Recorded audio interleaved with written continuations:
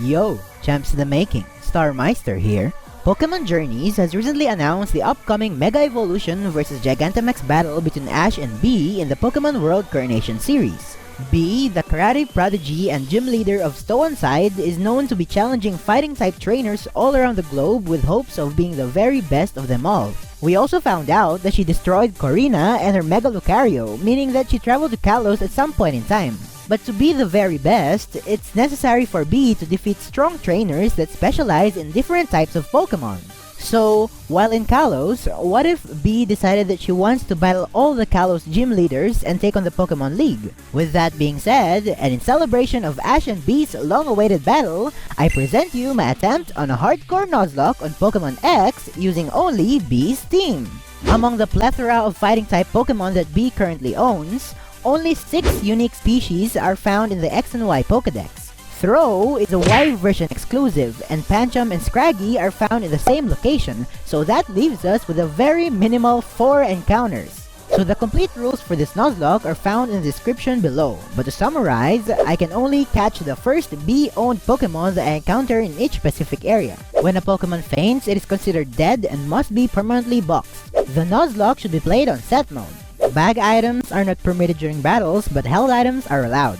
No overleveling past the highest leveled Pokemon of the gym leader or Elite Four member, but overleveling during the battle is allowed. And of course, I should nickname every member of the team. So this is basically a mono fighting Nuzlocke, but with a much limited roster. And in case you're wondering why I chose Pokemon X instead of Sword and Shield, that's because I don't have a Nintendo Switch, and the Yuzu emulator in my laptop is a bit laggy. So sit back, relax, and enjoy, and if you do, consider giving this video a thumbs up, it helps out a lot. Also, before anything else, don't forget to subscribe and hit the notification bell for more fun content. Oh, and follow me on Twitter, where we talk about Nuzlockes and Anipok. And special thanks to Luap for suggesting this topic. And since I wish not to prolong your agony, let's begin our Pokemon X Hardcore Nuzlocke using only Bea's Pokemon. It's probably my first time playing a Pokemon game as a female protagonist. Feels kinda weird, but I like the design of a black-haired, dark-skinned Serena. As soon as I left my house, I was greeted by Caleb and Shauna, and they told me that Professor Sycamore had something for me, and that we should meet in the next town. So I brisked across Route 1, if you even call that a route, and eventually arrived at Aquacord Town after like 2 seconds. There, I met with a group of 4 kids who were talking about me behind my back. Next thing I know, they were arguing about which nickname to call me. So I typed in my name and added the CH at the end, so whenever we come across each other, they'd be like, "Hey, Beach!" Following that, Tierno asked me to pick my starter Pokemon. And as a fighting-type expert, I chose the soon-to-be fighting-type Chespin, although I can only use him until we get our first legit encounter. And just as soon as we leave, Shauna was like, "Beach, wait!" and she challenged me to battle. But with a type advantage, my Chespy just whipped her Froakie with a couple of vines. Alright, we skipped over the early game, yada yada yada, and charged straight to the Santaloon gym. Now you might think a grass type like Chespin would be at a disadvantage against a bug type gym. However, we have the ultimate weapon to squash all the bug types in this gym, that being a Rollout. If you're one of those people who hates Whitney, then you should know that Rollout just sweeps everything. So, Viola led with Surskit. They did so little damage to us and we managed to kill it after 2 rollouts. Last came the Vivillon. With Rollout now at base 120 power, I know for sure that it's gonna one-shot the Vivillon. And it missed. This allowed them to land an infestation and a critical hit tackle, but 2 more rollouts handed us to victory. And with that, I can conclude that Chespin is better than Fennekin in this gym. I know, because before Doc Z uploaded his Pokemon X Monocyclic Hardcore Nuzlocke, I also attempted the same run. And with only Fennekin, I lost 5 times to this gym, so I gave up. Doc Z did manage to win this battle in his first try, partly because he got the burn, so kudos to him. Next, we headed north, where Alexa gave us the XP share, and we eventually reached Lumio City, one of my least favorite cities to travel around. There, we beat Sycamore, chose Squirtle just for the sake of having an instant surfer, and headed west, where we stumbled across this girl with 2 Lucarios who claims to be a fighting-type expert. After she left, we immediately walked around the tall grass to catch our very first eligible encounter, a Pancham, who I named Hideyoshi. He's got the Mold Breaker ability and the Impish nature, which is great because we will be needing all the defensive investment we could get. Afterwards, we entered this huge mansion with a 1,000 Pokédollar entrance fee, chased a Furfrou around this landscape, got fed with a ton of boutique shipping moments until the owner interrupted our quality time. He did give us the Pokeflute, which allowed us to wake up the sleeping Snorlax that was blocking the road. So after karate chopping this monster with my cute little panda, we ventured across a connecting cave and eventually reached Ambret Town. To the east is Glittering Cave, where we catch our second encounter, a Machop with no guard and hasty nature. I named him Yoshihiro. So after taking care of some flare grunts in this cave, we continued our journey north towards Silage City. There was such a long trek between the first and second gym that the level cap of Grant was more than twice than that of Viola. But before challenging the gym, we first needed to check out Route 10 for another encounter, none other than the Luchador Holucha. She's got the limber ability and also the impish nature, and I named her Kenshin. So after a bit of grinding, we climbed the steepest of walls and battled the Silage gym leader, Grant. Normally, a fighting type trainer like me would have no problems against a rock type specialist, right? Yeah, that's true. Kenshin just spammed karate chops, and next thing I know, it was over. Next, we defeated more of these grunts with zero fashion sense, passed by Geosench Town, and then scanned through the grasses of Route 11 for our fourth and final encounter, a Sock. He's got the adamant nature and inner focus ability, and I named him Ranmaru. We explored around Reflection Cave to check if the legend is true that the mirrors are portals to another dimension, but nah. So, upon exiting the cave, we headed straight to the Tower of Mastery in Chaleur City, where we engaged in our battle against Calum to determine the leader of this cringe group of ours. Obviously, I won after setting up 3 Hone Claws and massacring his entire team. And now, it's finally time to prove that I am the far superior fighting type expert. So, I led with Kenshin against Karina's Mianfu. And after again setting up 3 Hone Claws, we roosted and did our bidding with a series of aerial ace. Mianfu, dead. Machoke, dead. Holucha, dead. I mean, I love Holucha in the anime, but I can't even describe how awesome and useful this Pokemon is in the games. Next, Karina requested a rematch, this time a Mega Lucario vs Mega Lucario showdown. She just lost miserably, and when asked if it's possible that one of her Lucarios go along with me, I was like, nope, I'm out of here. So as we were about to leave Chaleur City, Calum gave us the HM for Surf. Wow, I only played through this game once and I forgot that you already have access to Surf this early in the game? Fast forward to Coumarin City, where we again battled Calum in front of the gym. Kenshin obliterated Meowstic, but we had a pretty difficult time against Braixen. We literally almost died to the point that I had to take a 50-50 gamble on breaking through Confusion. Luckily we did. However, I didn't notice that Kenshin was just a few experience points away from exceeding the level cap. So by the time Absol came in, no matter what I did, Kenshin was always gonna be overleveled for the Ramos fight. So with Hone Claw sweeping out the window, I evolved Hideyoshi into Pangoro and battled Ramos with the 3 Pokemon that I have. I led with Hideyoshi because he's the only one who can survive a crit acrobatics from Jumpluff. We KO'd it with Poison Jab and out came the Go-Go. We switched to Yoshihiro and managed to hit a single Poison Jab before realizing that we're dead to crit the next turn, so I pivoted to Ranmaru. Expecting the heal, we used Bulk Up on the first turn, and then proceeded to Oko the Go-Goat and the Weepin' Bell. So far, the gym battles in this game are quite meh.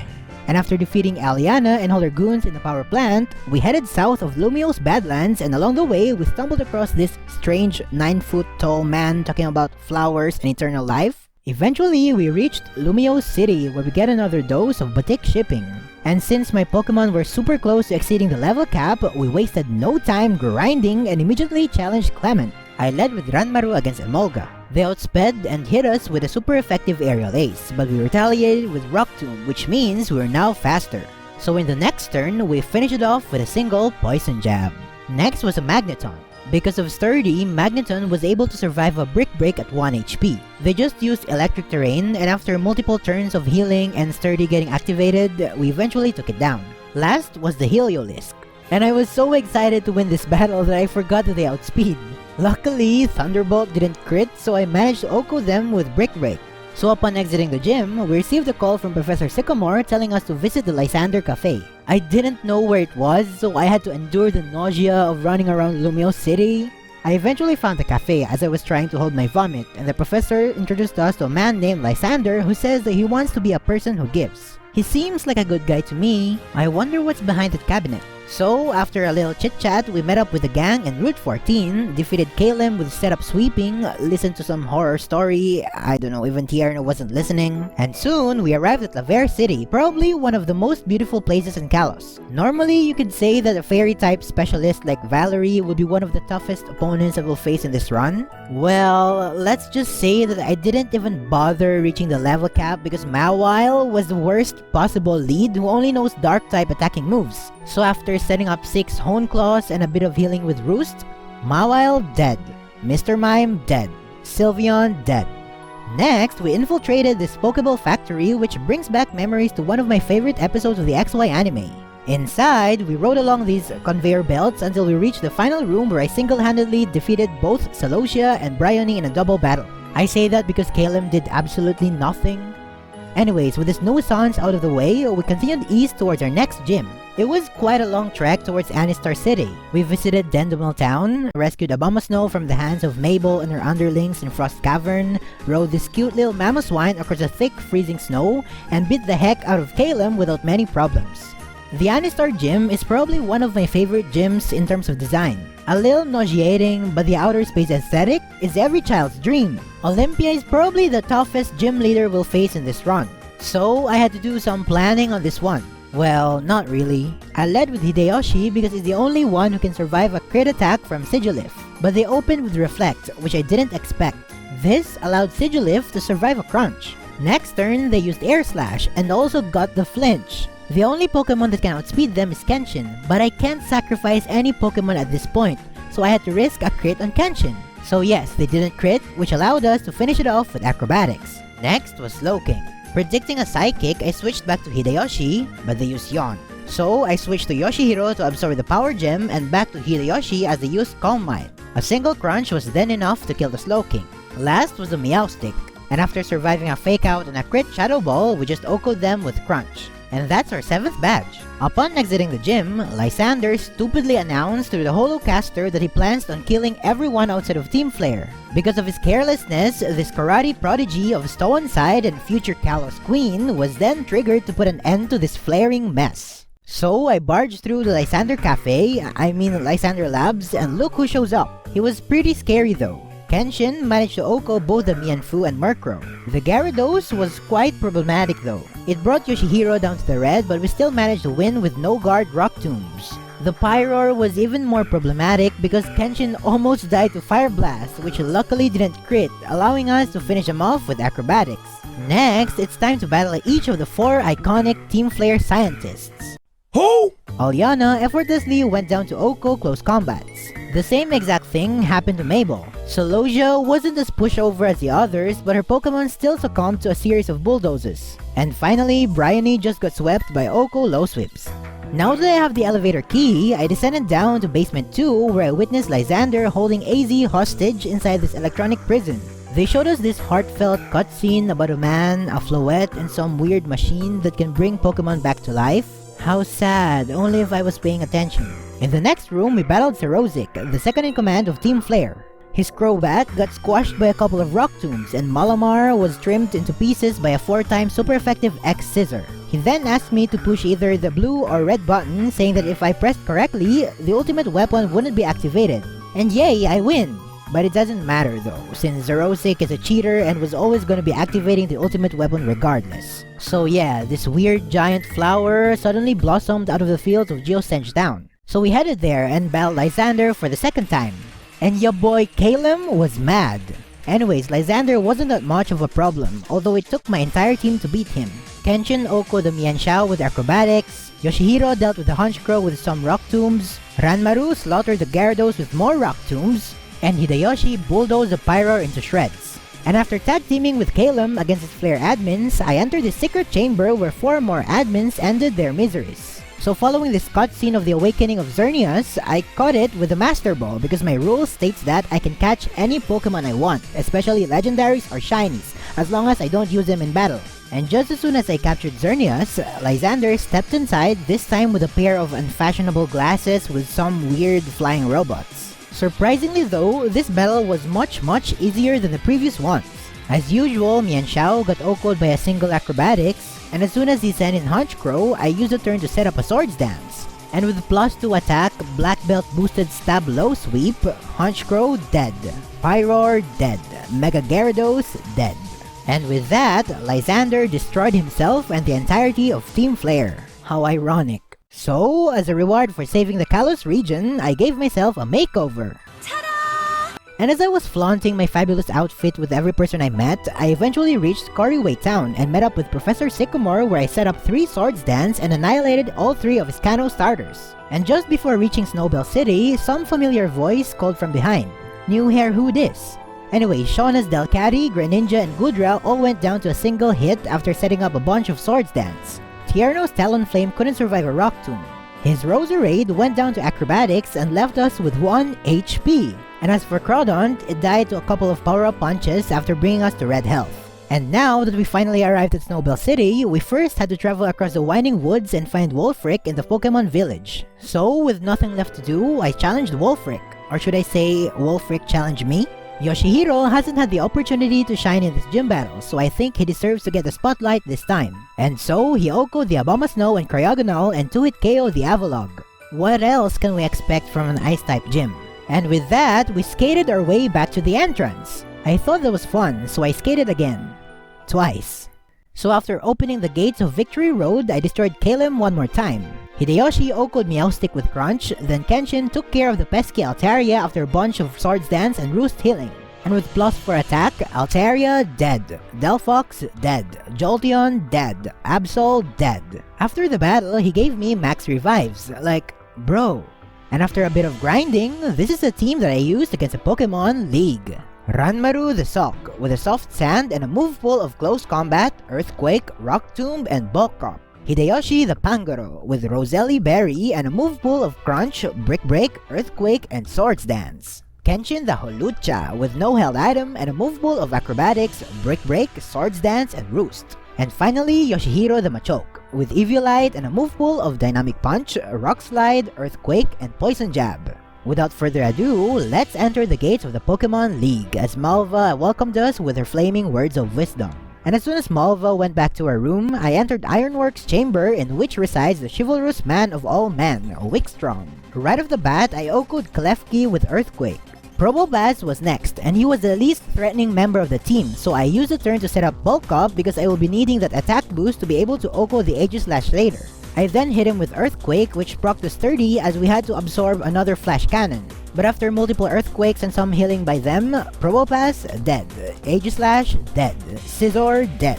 Next, I set foot in the Dragonmark Chamber, the den of the sweet and gentle yet super creepy Drasna. I led with Kenshin against the Dragalge. We then proceeded to set up a Swords Dance as we absorbed the super effective Thunderbolt. And with +2 attack, Dragalge dead, Altaria dead, Noivern dead, sorry little bro, and Dradugon dead. Next, I went inside the Blazing Chamber, and sitting on the throne was her hotness, I mean her highness. I led with Kenshin again, but this time, I decided to switch up her move pool a bit. I went for Hone Claws instead of Swords Dance because I needed that accuracy boost for the Stone Edge. And I needed that Stone Edge to be able to OHKO the Talonflame because it has the potential to sweep my team. So, after setting up 2 Hone Claws, Pyroar dead, Talonflame dead, Torkoal dead, Chandelure dead.